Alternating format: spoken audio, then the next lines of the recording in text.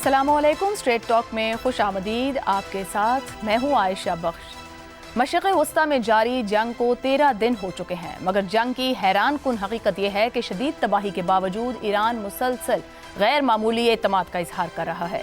अमरीकी सदर ट्रंप ये ऐलान कर रहे हैं कि हम ईरान की जंग जीत चुके हैं और अब सिर्फ काम मुकम्मल करना बाकी है, मगर दूसरी तरफ ईरान की जंगी हिकमत अमली इसके बिल्कुल बरक्स तस्वीर पेश कर रही है।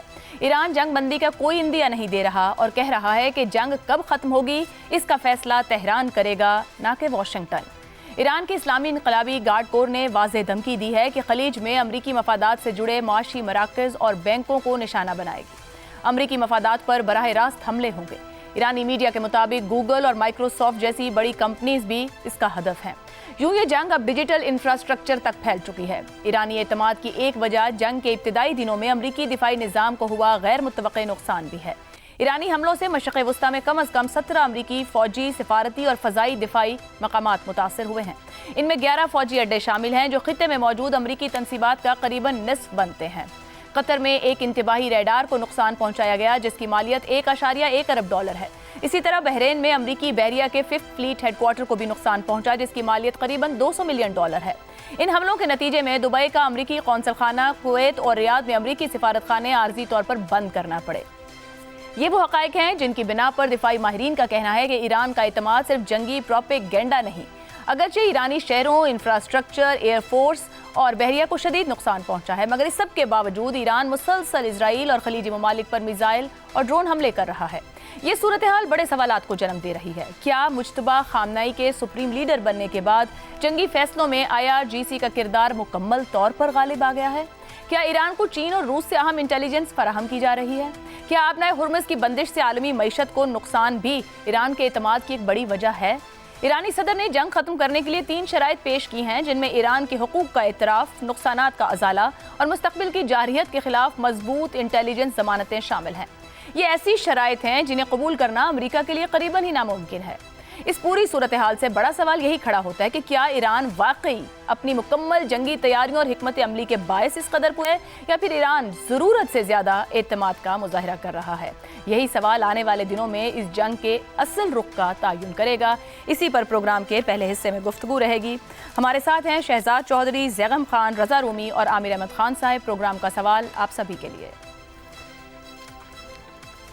IRGC के बढ़ते हमले, आबनाए हुर्मुज़ की बंदिश, माशी मराकज़ को निशाना बनाने का ऐलान और ईरानी सदर की 3 शराइत, जंगी हिकमत अमली का एतमाद या ज़रूरत से ज़्यादा पुरएतमादी। शहजाद साहब, एक तरफ ट्रंप जंग जीतने के दावे कर रहे हैं, ईरान के इंफ्रास्ट्रक्चर भी तबाही का शिकार है। बार बार के अमरीकी इशारों के बावजूद ईरान जंग बंदी की बात नहीं कर रहा, ना उस तरफ आने को तैयार है। क्या ईरान का एतमाद ज़मीनी हक़ाइक़ के मुताबिक है? आयशा, काश कि मैं भी पॉपुलिस्ट नैरेटिव्स और उसके नीचे मैं बयानियों को थोड़ा सा रीइंफोर्स कर सकता, लेकिन मजबूरी है। ईरान को सबसे बड़ा ये फैसला करना पड़ेगा कि क्या वो कौमी रियासत है या एक नजरियाती रियासत है। अगर वो कौमी रियासत है तो उसके मकासद मुकम्मल तौर पर मुख्तलिफ होंगे, मुकम्मल तौर पर मुख्तलिफ ना भी हों लेकिन बड़ी हद तक एक प्रैग्मेटिक होंगे। नजरियाती का ये होता है कि वो तो कहता है कि बस इधर पट्टी बांधी सर पे और छलांग मार दी कुएं के अंदर। तो ये फैसला करना पड़ेगा ईरान को कि वो किस बुनियाद पे अपनी हैसियत को कायम करना चाहता है। क्या ये इसका आखिरी मार्का है, यानी इसके बाद या ईरान नहीं है तो या दुनिया नहीं है। अगर ईरान ने इसी दुनिया में रहना है और बहसीयत कौमी रियासत या किसी भी शक्ल में एक रियासत के तौर पे जिंदा रहना है और तल्लुकात रखने हैं पड़ोसियों के साथ, इस रीजन के साथ, बाकी लोगों के साथ, ट्रेड भी करनी है, तेल भी बेचना है, बाकी मामलात भी करने हैं, तो फिर तो कुछ और तरीका बदलना पड़ेगा। देखिए, आपने पासदारान इनकलाब का जिक्र किया। पासदारान इनकलाब जो है ये बिल्कुल एक सेपरेट, एक जिसे कहते हैं मतवाजी फौज है। ये फौज जो है इसका हेडक्वार्टर भी अपना है, इसका स्पोक्समैन भी अपना है, इसके कमांडर भी अपने हैं, इसकी जो लीडरशिप है वो अपने रूहानी पेशवा से आती है डायरेक्टली। ये सदर की बात नहीं सुनते। इसके बावजूद जब 31 हिस्सों में ईरान को तकसीम करके जो स्ट्रैटेजी के तौर पे, टैक्टिक्स के तौर पे 31 उसके कमांड हेडक्वार्टर बना दिए गए, ये जून पिछले साल से लेकर अब तक ये उसके अंदर तब्दीली उनके तरीके में आई और हर लेवल के ऊपर कमांडर को मुकम्मल इख्तियार दे दिया गया कि ये तुम्हारे पास हथियार हैं, ये तुम्हारे अहदाफ हैं, तुम इनको बस चलाओ और इनको तबाह करो जो ही जंग शुरू होती है। आपने देखा होगा कि सदर ईरान उसने इशारा किया कि मैं خلیجی ممالک پہ ہمیں حملے نہیں کرنے چاہیے تھے. میں معذرت کرتا ہوں, اگلے ہی دن بلکہ اسی شام کو حملے ہو گئے.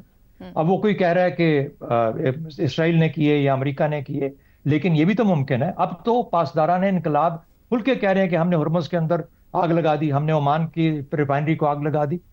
تو یہ اگر پاسداران انقلاب یہ مان رہے ہیں اور یہ سب کچھ کہہ رہے ہیں, اور وہ یہ بھی کہہ رہے ہیں کہ اگر ہم نہیں تو کوئی بھی نہیں, اگر ہم نہیں رہیں گے تو کوئی بھی نہیں رہے گا. وہ یہ بھی کہہ رہے ہیں کہ $200 بیرل کی قیمت کے لیے دنیا تیار ہو جائے. تو یہ تو خودکشی کا رستہ ہے, اور خودکشی کبھی حکمت عملی نہیں ہوا کرتی.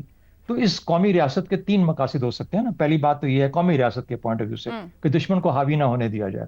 ایران نے بہت بہترین اس کے اوپر اپنا عمل دکھایا, اس دشمن کو حاوی نہیں ہونے دیا, اپنا نقصان کم سے کم ہونے دیا جائے. یہاں پر دونوں کے اندر ایک فرق آ جاتا ہے.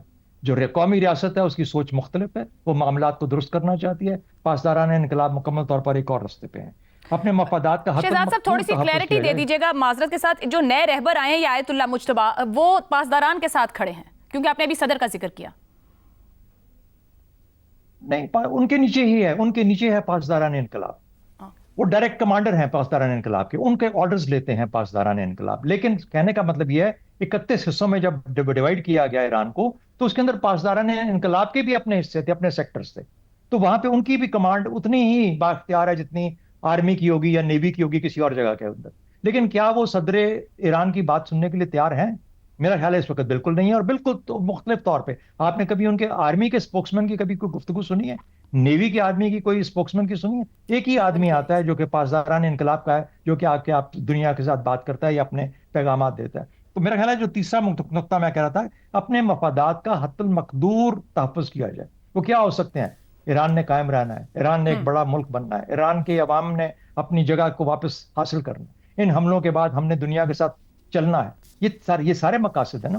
تو آپ خودکشی کے بعد تو پھر ان مقاصد کو حاصل نہیں کر سکتے. تو یہ قومی ریاست کے مقاصد نہیں ہے. اگر آپ کا سوال یہ ہے کہ اچھا خود اعتمادی, نہیں, میں خود اعتمادی سے زیادہ میں سمجھتا ہوں کہ اگر اس طرف آگ لگی ہوئی ہے تو ادھر بھی اسی طرح کی آگ دماغوں کے اندر لگی ہوئی ہے. کچھ سوچ سمجھ کے, کوئی کنٹرول نہیں ہے. ہو سکتا ہے مجتبیٰ کا کنٹرول بھی نہ ہو, مجتبیٰ خامنہ ای صاحب کا, پتہ نہیں وہ کدھر ہیں. 4-5 دن ہو گئے ہیں, ان کا تو خبر ہی کوئی نہیں آ رہی. زخمی ہونے کس کے کنٹرول میں ہیں یہ لوگ؟ تو یہ ہے مسئلہ اس وقت ایران کا. میرا خیال ہے کہیں نہ کہیں پہ جا کے ان کو قومی ریاست کے طور پہ بیہیو کرنا پڑے گا. ٹھیک ہو گیا. زیغم صاحب, یہ جو شہزاد صاحب ذکر کر رہے ہیں, یہ انقلابی گارڈ کور کی جانب سے خلیجی ممالک میں امریکی معاشی مراکز ہوں, بینک ہوں, گوگل, مائکروسافٹ کے دفاتر ہوں, ان سب کو نشانہ بنانے کی دھمکی دی گئی ہے. امریکی سرمایہ داری نظام کے یہ معاشی طاقتور ادارے ہیں, کیا خطے میں معیشت کے لیے ایک نئے طوفان کا اشارہ ہے؟ اسے کیا کہیں گے, ضرورت سے زیادہ اعتماد یا صحیح اسٹریٹجی کے ساتھ چل رہے ہیں؟ ایران وہ ملنگ ہے جس نے ہاتھ میں اینٹ اٹھا لی ہے اور وہ کہتا ہے کہ میں دنیا کی معیشت کا سر پھوڑ دوں گا. اس کی وجہ یہ ہے کہ اس وقت وہ وجودی خطرہ محسوس کر رہا ہے. اس کے پورے سسٹم کو ختم کرنے کی دھمکی دی گئی ہے, اس کو توڑنے کی دھمکی دی گئی ہے, ڈی کیپیٹیشن کا عمل کیا گیا ہے کہ ایران کا سر اڑا دیا جائے, ان کی تمام لیڈرشپ کو ختم کر دیا جائے. اسی وجہ سے نظام نے اپنے آپ کو ڈی سینٹرلائز کیا ہے. اب ایران نے ریئیکشن میں 2 ایسے کام کیے ہیں جس کی کچھ کی انہوں نے پہلے اشارہ دیا ہوا تھا, کچھ کا نہیں دیا ہوا تھا. انہوں نے ایک تو یہ کیا ہے کہ اس جنگ کو ریجنلائز کر دیا ہے, یعنی جنگ کا جو میدان جنگ تھا اس کو بدل کے رکھ دیا ہے, جغرافیائی طور پر بھی کہ انہوں نے پورے ریجن کو میدان جنگ بنا دیا. لیکن انہوں نے ایک اور کام کیا ہے جو اس سے زیادہ بڑا ہے, وہ یہ ہے کہ انہوں نے میدان جنگ کو جغرافیے سے اٹھا کر معیشت میں ڈال دیا ہے. یعنی دنیا کی معیشت, ریجن کی معیشت بھی اور دنیا کی معیشت بھی اس وقت اس جنگ کا میدان ہے. اور ذہن میں رکھیے کہ بڑی بڑی قوتیں جو ان چھوٹے چھوٹے ملکوں کو رونتی پھرتی ہیں, یہ وہی امیر تیمور ہیں جو اپنی معیشت کی خاطر یہ سارا کچھ کرتی ہیں.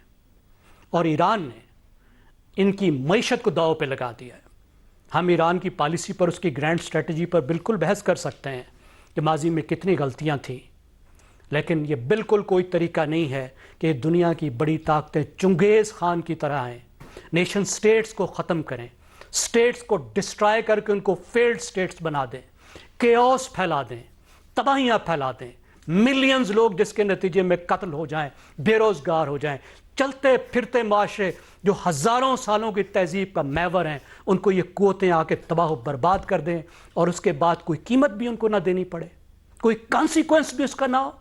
ستم ہے عراق میں جو ہوا، جو اس کے عراق میں ہوا، جو اس کے بعد لیبیا میں ہوا، جو شام میں ہوا، نو کانسیکوینسز فار دیٹ۔ کم از کم ایران نے یہ کیا ہے کہ اس کی ایک بہت بڑی قیمت اس نے مقرر کر دی ہے کہ آؤ کر لو ڈیکیپیٹیٹ، ختم کر لو میری ریاست، بہت طاقت ہے تمہارے پاس، but this is the price, and price is the world economy. اور سب سے بڑی جو اینٹ اس کے ہاتھ میں ہے، اس اینٹ کا نام ہے آبنائے ہرمز۔ شہر اگر دنیا کی معیشت کی، دنیا کی انرجی کی 20% تیل دنیا کا وہاں سے نکلتا ہے، گزر کے جاتا ہے، 20% LNG وہاں سے جاتی ہے۔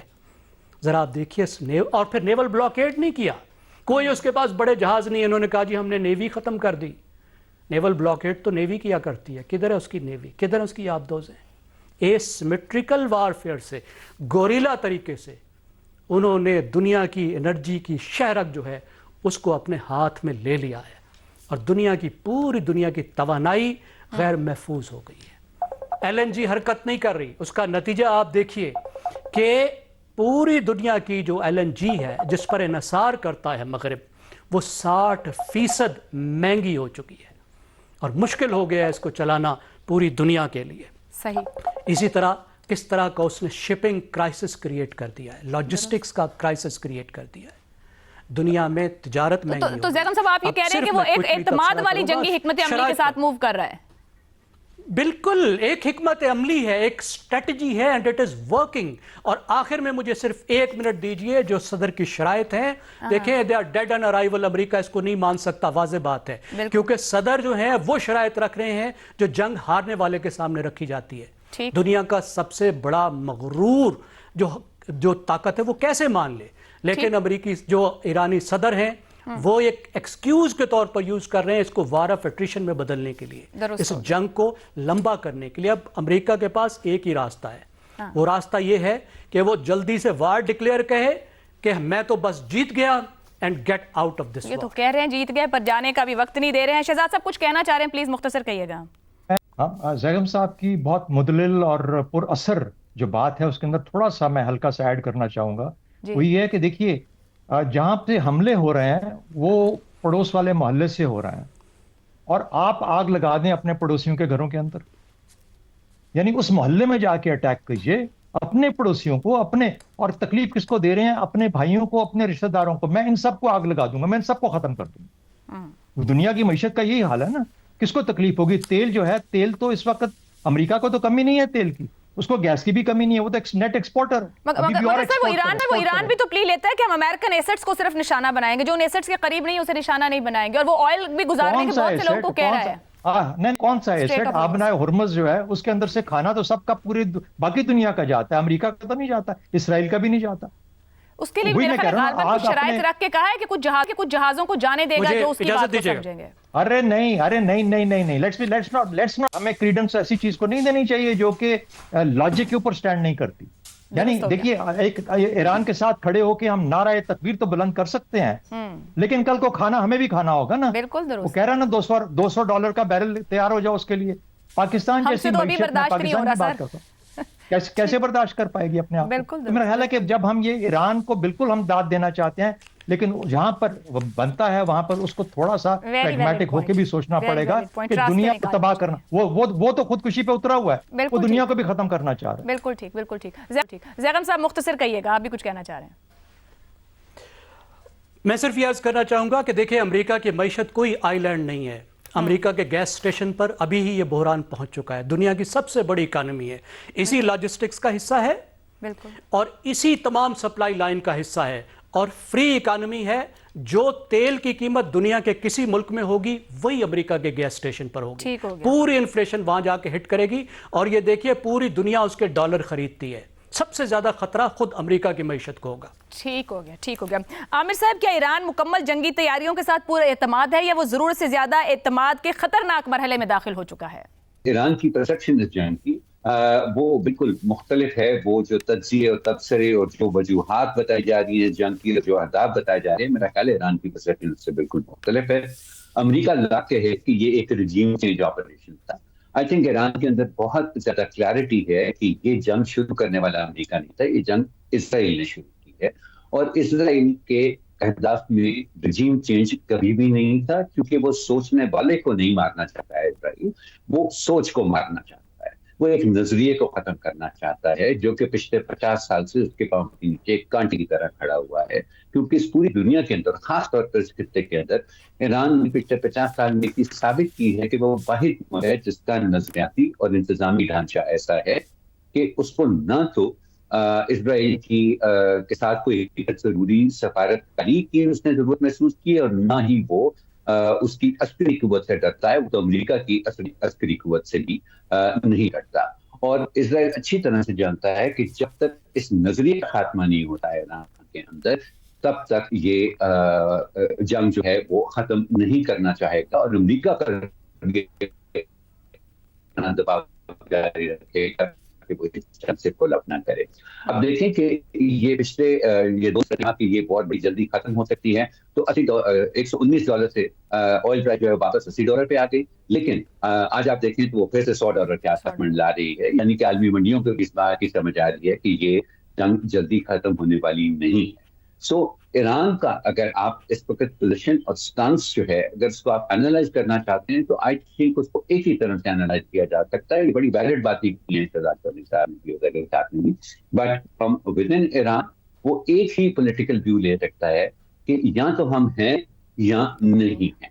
اور یہ ایک ایسے آدمی کی حکمت عملی ہے جس کو پتا ہے کہ اگر یہ نہیں ہے کہ مجھے باندھ کے رکھ دیا جائے گا یا میرے لیے دنیا میں آپشن محدود ہو جائیں گی, یہ ایک ایسی جنگ ہے جس میں یا تو میں نے بچنا ہے یا میں نے نہیں بچنا ہے. سو وہ اپنے بچنے کی شرائط جو ہے وہ اس کے پاس صرف اور صرف اب یہ آپشن ہے کہ وہ اپنے بچ جانے کی صورت کے اندر وہ ایسی شرائط سامنے رکھے یا ان ٹرمز کے اوپر بچے کہ جنگ تو میں نے اپنی ٹرمز پہ نہیں شروع کی, لیکن ختم میری ٹرمز کے اوپر ہوگی, کیونکہ اگر میں بچ گیا تو مجھے زندہ رہنا.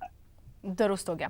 رضا رومی صاحب, 2 سوال ہیں. یہ جو ایرانی صدر کی 3 شرائط ہیں, کیا کہا جا سکتا ہے بارگیننگ کی ابتدا ہے یا ناقابل قبول سفارتی چیلنج ہے؟ دوسرا, مشرق وسطیٰ میں جنگ کے بعد والے امریکہ کی کیا وہ حالت ہوگی جو جنگ سے پہلے والا امریکہ جس طاقت کے ساتھ مشرق وسطیٰ میں تھا؟ دیکھیے عائشہ, ایران تو ہمیشہ سے مذاکرات چاہ رہا ہے, بلکہ اس جنگ سے پہلے یہی تو خود امریکہ میں اس امر پر بہت اعتراض کیا جا رہا ہے کہ جو مذاکرات تھے وہ کافی آگے پہنچ چکے تھے اور معاملات جو ہیں وہ حل ہو رہے تھے, لیکن اس سب کو رد کیا گیا, اور جو ٹیم تھی انہوں نے یہ اعلان کر دیا کہ مذاکرات فیل ہو گئے اور حملہ ہو گیا. یعنی کہ حملہ کرنا ہی کرنا تھا, کیونکہ امریکہ جو ہے وہ اس قدر پریشر میں تھا اور ہے, اور امریکی صدر کی بات کر رہے ہیں اسرائیل کے, کہ وہ یہ کارروائی جو ہے عجلت میں کی گئی بغیر سوچے سمجھے کہ اس کا فال آؤٹ کیا ہوگا, یا شاید بات ہوئی ہوگی اور یہ خیال ہوگا کہ ایک محدود پیمانے کی جنگ ہوگی, چند ہی روز میں وہ ختم ہو جائے گی. جب انہوں نے قتل کیا جو پہلے آیت اللہ خامنائی تھے, اس کے بعد یہی خیال تھا کہ شاید اس سے ایک بہت بڑا بھونچال آ جائے گا ایران میں اور حکومت کی تبدیلی جو ہے وہ عمل میں لائی جا سکے گی. مگر وہ آئیڈیا فیل ہو گیا اور ناکام ہو گیا, کیونکہ جو بھی ایسٹیمیشن اس میں کی گئی تھی اس کے برعکس ایران کی حکومت نے سروائیو کر لیا, اور ابھی تک وہ سروائیو کیے ہوئے ہیں, بلکہ مضبوط بھی دکھائی دے رہی ہے تمام تر نامساعد حالات کے باوجود. ایران کے لیے اس وقت ایک وجودی مسئلہ ہے, اور وجودی مسئلہ بہت کلیئرلی یہ ان کو معلوم ہے کہ اسرائیل کا جو ہدف ہے اس جنگ کے تھرو وہ بیسکلی ایران کی حکومت اور ایرانی جو ریاست ہے اس کا کولیپس ہے یا اس کا خاتمہ ہے. امریکہ کا شاید یہ ہدف نہیں ہے, لیکن اس وقت امریکہ اس قدر دباؤ میں ہے, اور اس لیے موجودہ جو ایرانی حکومت ہے اور ایرانی عوام بھی بڑی حد تک وہ اس چیز کو سمجھ چکے ہیں کہ کیونکہ جس طریق سے بمباری کی جا رہی ہے ایران کے اوپر, اور سویلین ٹارگٹس بھی اب اس کی زد میں آ چکے ہیں. آپ دیکھیے کہ آئل ریفائنریز کے اوپر بومنگ ہوئی ہے, اس کے علاوہ اسکولوں کے اوپر, ہسپتالوں کے اوپر, الغرض وہ تمام ایسی انسٹالیشنز جو ایک ریاست کو بناتی ہیں اور اس کو چلاتی ہیں, وہ टारगेट की जा रही हैं। तो इस वक्त तो उनके पास कोई ऑप्शन ही नहीं है मां सिवाय ये कि वो तमाम तर कोशिश कर कर एक तो इस जंग को फैलाएं, जो बड़ी कामयाबी से उन्होंने फैला दिया और उसका भी अहाता भी किया गया, और उसकी जो माशी जो हीट है और तंगी है वो अमेरिका को भी और दीगर ममालिक को भी महसूस हो, ताकि वो सीज फायर की तरफ बढ़े। जहां तक शराइत का ताल्लुक है वो फिलहाल तो नाकाबिले अमल है जब तक कि कोई बाकायदा मुज़ाकरात का पसे पर्दा आगाज ना हो। जी दुरुस्त हो गया जी। एक ब्रेक लेते हैं, ब्रेक के बाद सिंध में गवर्नर की तब्दीली आखिर जरूरत क्यों पेश आई।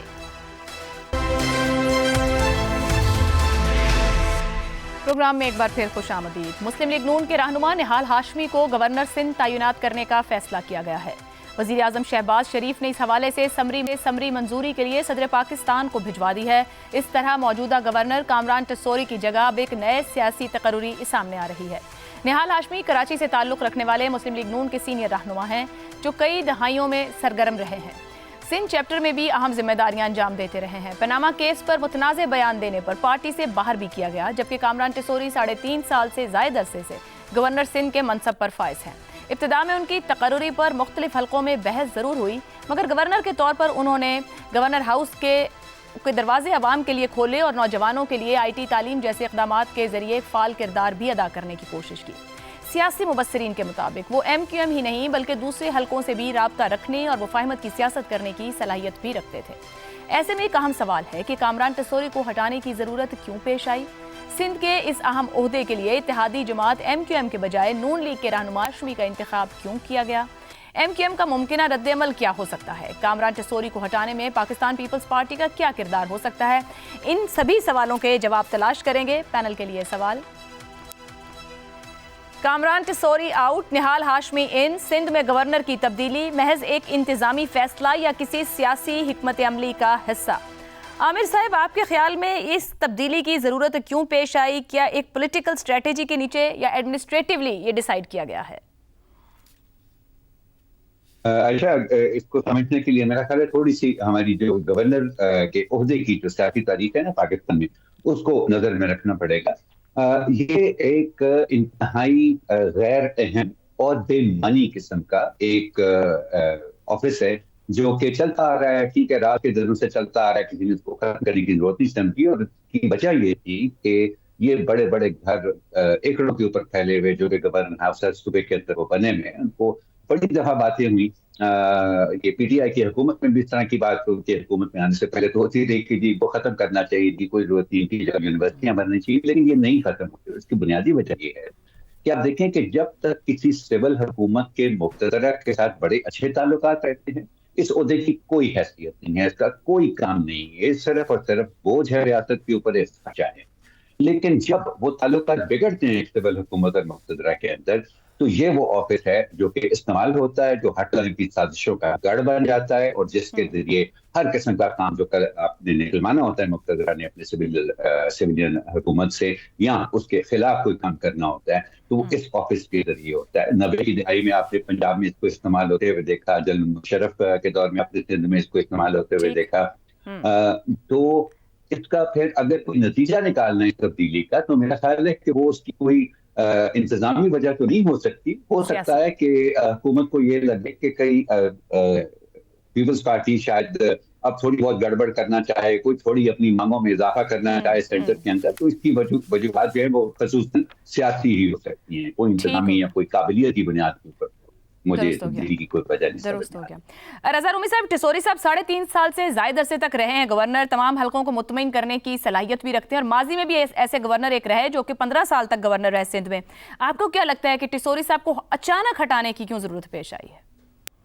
देखिए, अचानक तो मेरे ख्याल से ये नहीं है, क्योंकि अगर आपको याद हो आयशा, तो ये तो कई महीनों से अफवाहें जो थी वो गर्म थी कि टसोरी साहब जो है उनको तब्दील किया जा रहा है और वो कहीं गायब हो गए हैं, वो चले गए हैं, लंबी छोटी पे गए हैं, वगैरह वगैरह। इस तरह की कई जो है जैसे चलती हैं सियासी मार्केट प्लेस में अफवाहें वो चल रही थी, तो ये शायद पहले ये कहा जाता है कि कामरान साहब जो थे वो इस हुकूमत के बनने से पहले ही गवर्नर मुकर्रर थे, और ये डील हुई थी पीवीपी और पीएमएलएन के तहत के दरमियान कि वो जो गवर्नर होगा वो पीएमएलएन का होगा। ये है तो बिल्कुल आमिर साहब ने सही कहा कि इंतहाई गैर अहम ओहदा है और नामालूम कि क्यों इसके ऊपर इस कदर जो है हंगामा होता है, मगर ये कि एक पार्टीज के लिए एक ओहदा है, एक और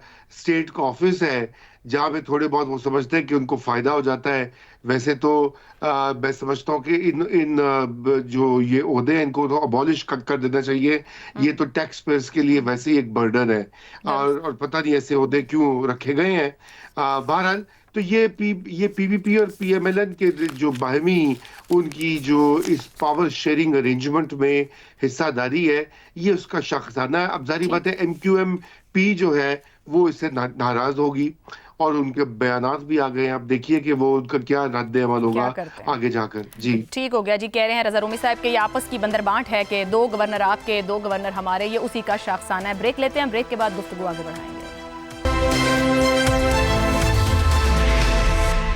प्रोग्राम के आखिरी हिस्से में एक बार फिर खुशामदी। शहजाद साहब, ये आपस में पीपल्स पार्टी और नून लीग ने तय किया है या क्या किया है, मगर एमक्यूएम नाराज है। फारूक सत्तार साहब ने भी नाराजगी का इजहार किया। फिर वो जमात कह रही है कि हमें कम से कम एतमाद मुतले, हम इत्तेहादी हैं, और कह रहे हैं कि गवर्नरशिप उनका हक है एमक्यूएम का। क्या एमक्यूएम वाकई कामरान टिसोरी को अपना गवर्नर समझ रही थी और ये नून लीग या पीपल्स पार्टी ने किसी दबाव पर फैसला किया है?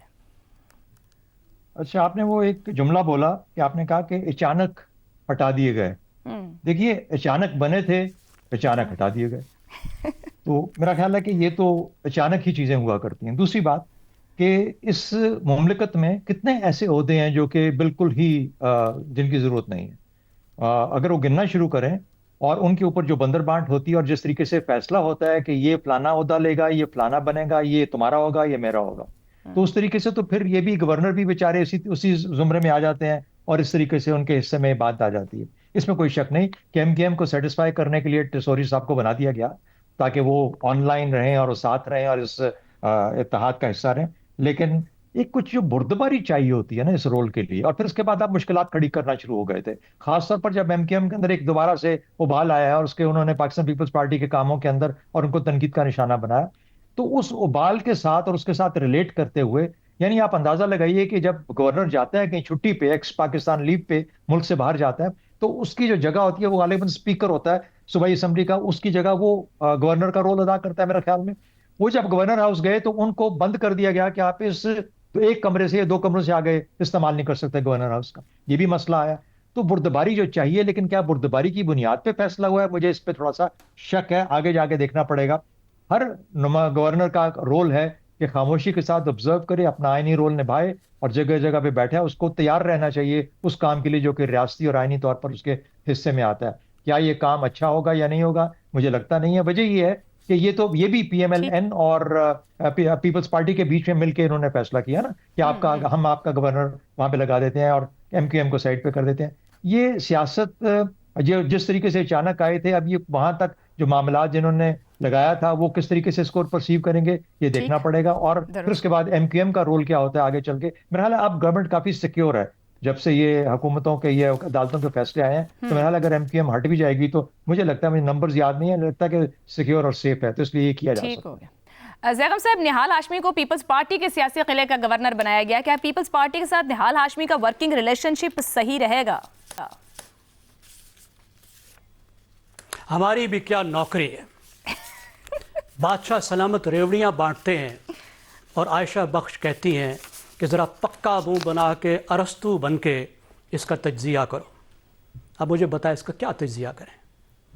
जाने वाले लाट साहब की बात करेंगे तो भी हासा निकल जाएगा, आने वाले लाट साहब की बात करेंगे तो भी हासा निकल जाएगा। सच्ची बात है, आप मुझसे पूछें गवर्नर पंजाब कौन है तो मैं 5 मिनट सोचना पड़ेगा कि गवर्नर पंजाब है कौन, जो रियासत का चेहरा है सबसे बड़े सूबे में। 2 ही शराइत हैं दरबारों में। पहली बात, दरबारी होना चाहिए। दूसरी बात, बहुत बड़ा सना खान होना चाहिए। This is how they have made a mockery of Pakistan's top constitutional offices. یہ معمولی عہدے نہیں ہیں، علامتیں بہت اہم ہوتی ہیں. صدر پاکستان پورے ملک میں ریاست کا چہرہ ہوتا ہے اور گورنر صوبے میں ریاست کا چہرہ ہوتا ہے کہ جب لوگ دیکھیں صدر کو تو ان کو ملک میں ریاست نظر آئے، گورنر کو دیکھیں تو پھر ان کو صوبے میں ریاست نظر آئے.